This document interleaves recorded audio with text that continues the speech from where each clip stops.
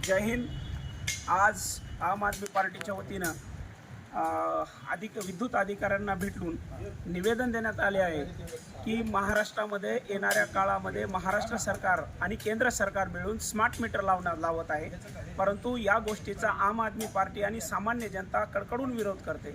कारण हेच मीटर उत्तर प्रदेशमध्ये असताना 10,000 रुपये याची किंमत असताना देखील त्या उत्तर प्रदेश सरकारनं या मीटरला नकार दिलेला आहे, परंतु हेच मीटर महाराष्ट्र सरकारमध्ये 12,000 रुपये किंमत ठरवून ते मीटर या महाराष्ट्रामध्ये लादण्याचं काम या महाराष्ट्र जनतेवरती केलं जात आहे।